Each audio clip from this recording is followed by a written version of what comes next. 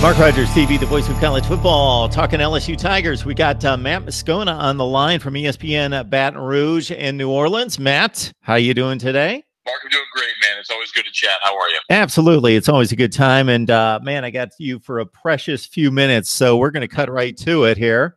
Recruiting obviously has shifted from February to December, a large part, about 85% of the players in the Power Five. But especially for LSU, they've got things pretty well buttoned up. Yeah, so in the early signing period, they signed 19 prospects. So they have 6 spots available, but there's 2 other commits that didn't sign in the early signing period that they think are still going to sign come a week from Wednesday. One of them is a big offensive lineman out of North Louisiana. The other is just a freakish athlete out of the Memphis area who also projects as a first-round draft pick in baseball. So they're kind of just teetering on whether or not do you reserve that spot for a guy that may never show up. But ultimately think his name's Maurice Hampton. They ultimately think Maurice is going to sign and be a two-sport guy at LSU. Both baseball and football. So they got 6 spots available, but if those 2 sign, then you're down to 4.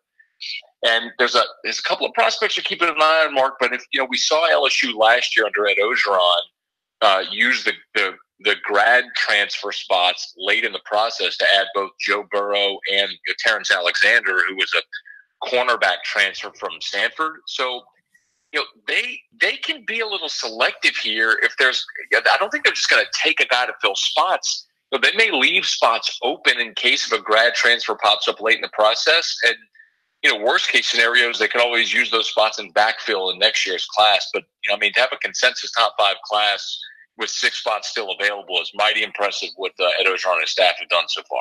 Absolutely. And 3rd or 4th in the SEC. So, of course, that's life in the SEC with the top 5 class.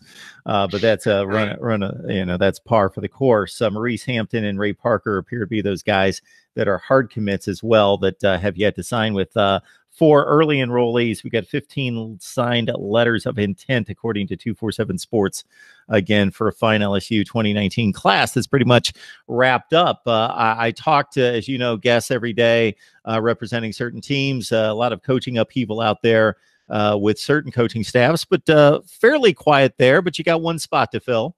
They're definitely looking for another defensive lineman, and that's the biggest story to watch heading towards signing day.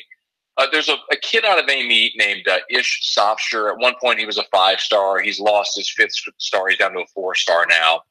And really, the thing with this, Mark, is it's a guy who's been on everybody's radar for so long. He's 45 minutes from LSU's campus, and it's down to an LSU and Alabama battle.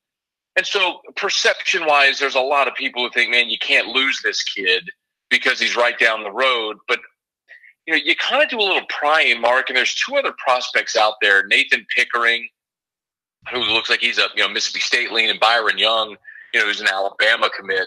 Like, they think they might be able to get one of those guys if Sofsher ends up going to Alabama. It feels like Sofsher is going to end up signing with the Tide, but my read on this, Mark, is there was a few years ago in 2014, there was a similar situation. There was a defensive back from North Louisiana named Hootie Jones, and it was one of those things where everybody knew Hootie Jones forever, and it was like you had to get the kid from Louisiana. Well, he picked Alabama, and instead of Hootie Jones, LSU inked a safety out of Dallas named Jamal Adams, and I think that one kind of worked out okay.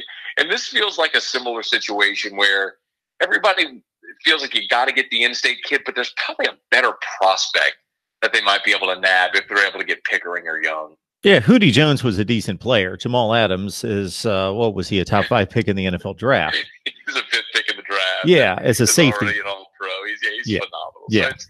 So sometimes it works out, but essentially LSU's got to get another defensive lineman. I think they're going to get one of those 3, and honestly, any of the 3 would be a really nice addition to this class. And that's what's humorous about the individual rankings is that obviously they mean something, but when you're talking about fan bases that when they can't get the 2nd best running back, they get the 5th best running back, like there's really a difference there. Yes, there might be, but the number 5 guy might actually be better than the number 2 guy. So much of it, and it's a great point, Mark, but so much of it, I think, is just do you trust the coaching staff's evaluation of prospects? And if the answer is yes, then really you got nothing to worry about. It's kind of one of those things. Do you like blondes or brunettes? And we'll see. But ultimately, LSU has a phenomenal class already, where they've met a lot of needs, and they should finish strong.